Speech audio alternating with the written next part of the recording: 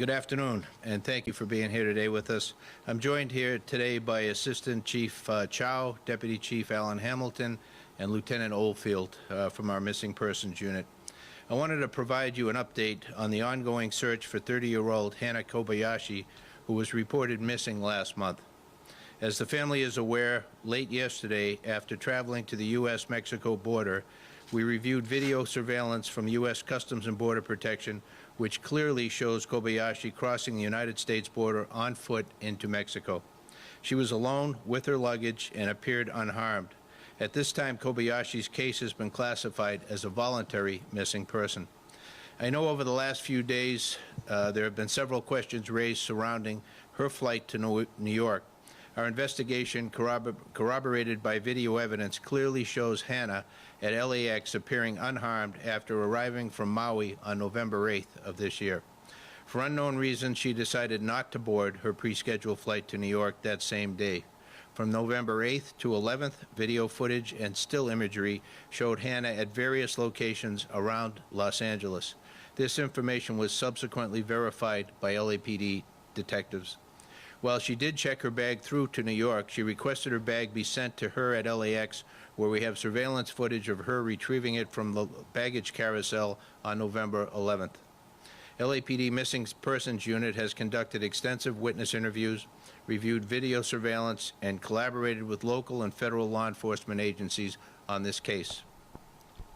To date, the investigation has not uncovered any evidence that Kobayashi is being trafficked or is the victim of foul play. She is also not a suspect in any criminal activity. Additionally, the investigators noted that before departing Maui, Kobayashi expressed the desire to step away from modern connectivity.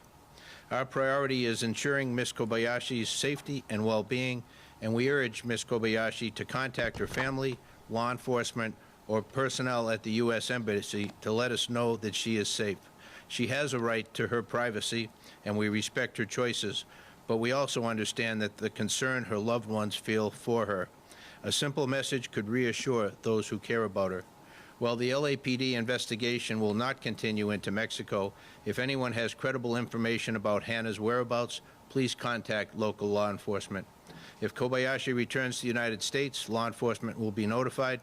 The missing person case will remain active in the missing and unidentified persons system until her safety is confirmed by law enforcement.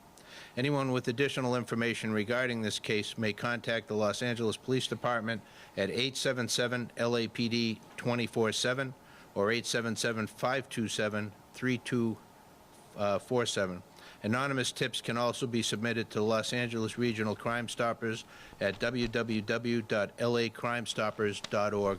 Let me open it up now if you have any questions. If I cannot answer them, if the detail is such, I will refer it to one of my partners here.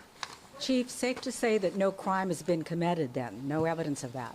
I'm sorry, say that again? Safe to say that no crime has been committed? There is no evidence of it? At this point, we have not been able to determine any crime has been committed.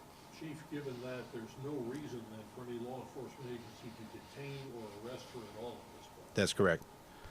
Is there any indication from her family that there were arguments, disagreements, problems prior to her leaving Hawaii and during a period of a month where she's been sort of seen, not seen? Yeah, I mean, it's no indication that there would be anything to cause this to happen in this fashion, for her to go off. But like any family situation, you know, who knows what the dynamics are.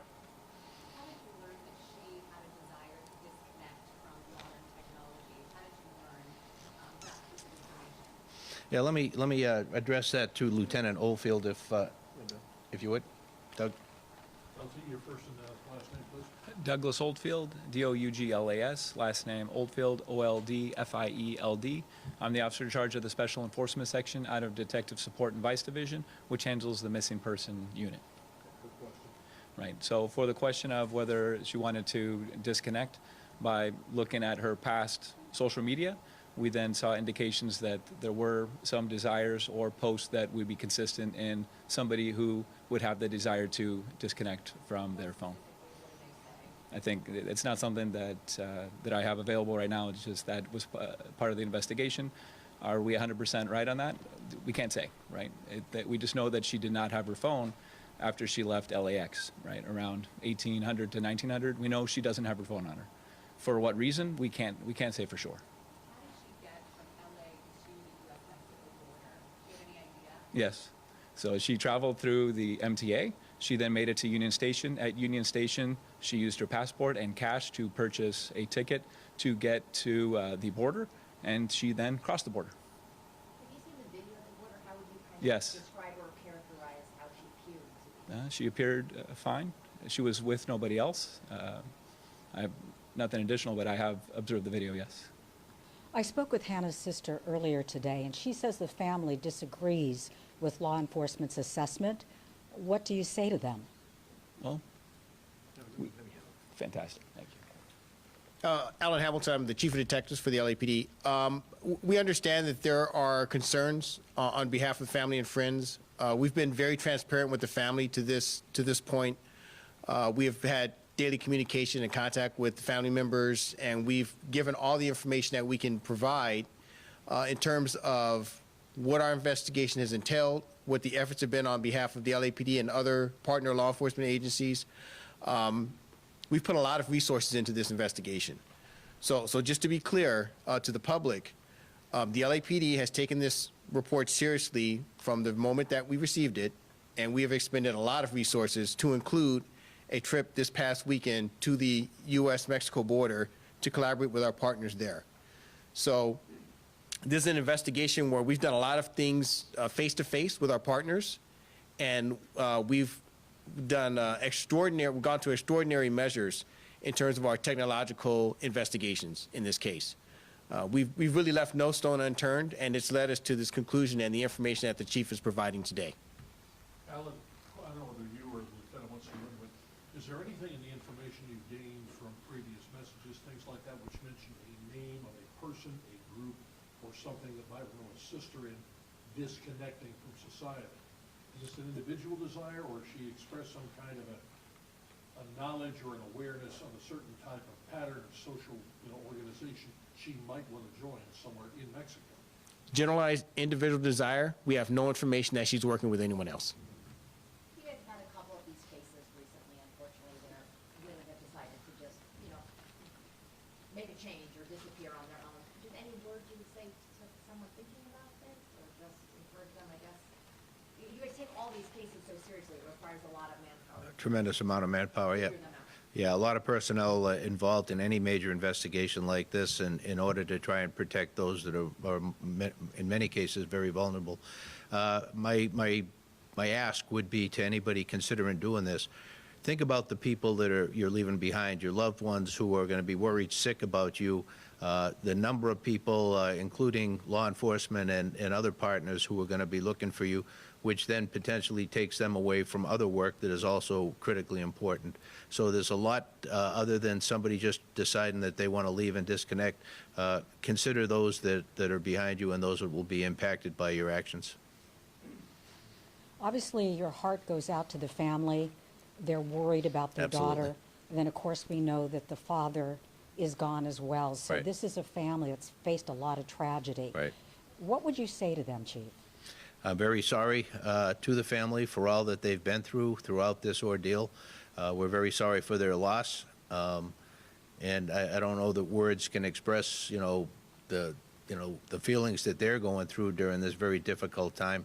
But there's a lot of people very much in support of what they're going through. In essence, Chief, this is back on the family at this point. They and the daughter basically have got to settle this between them. Yeah, I mean, we've basically done everything we can do at this point. She's left the nation, left the country, and in another nation now. So, as I mentioned in the earlier comments, that if she comes back into the U.S., law enforcement will be notified of that, and try and do whatever we can if there's a need to at that time. Mexican authorities, though, have a certain degree of latitude way beyond what forces here in the United States might have. Have you advised them of the situation, filled them in as much as you can? Might they decide to take action on their own, whatever that might decide to be? Yeah, I haven't had any interaction. I don't know if, no, nothing, no. And what day did she cross over and roughly what time? Oh, I can. Yeah, please. November 12th at 12:13 p.m. She walked through the tunnel that leads to Mexico. And in San Diego there? Yeah. Yeah, she walked through so it's the San Ysidro port of entry, and she walked through the tunnel that leads to Mexico, and that was at 12:13 on the 12th. 12:13 p.m. What about the text messages that she sent to her family before it went silent that sounded as though she was in distress? Can you speak to her state of mind and what indication that gave to you, if at all? Yeah, if you would. So we can't speak to her state of mind. We are aware there have been some communications prior. We are aware of that communication, and we cannot necessarily interpret. I think some of the communication can be interpreted a number of different ways. So at this time, we're not able to interpret those communications without having Hannah present to explain, how she felt when she sent them and what the specific meanings were for those messages. Let's do one more question. Hannah was seen with an unknown person at Metro Station near Crypto.com Arena. Yeah. Any idea who that person was? So the question was about the individual that she was identified traveling with on the Metro. We have identified that individual. That individual was cooperative in the investigation. That individual cooperated by allowing himself to be interviewed with his attorney present and family members. He gave a full disclosure of the entire sequence of events. We utilized independent investigative techniques to verify his story, and it fully checked out. What was the relationship? What was the connection? They met at LAX. All right, thank you.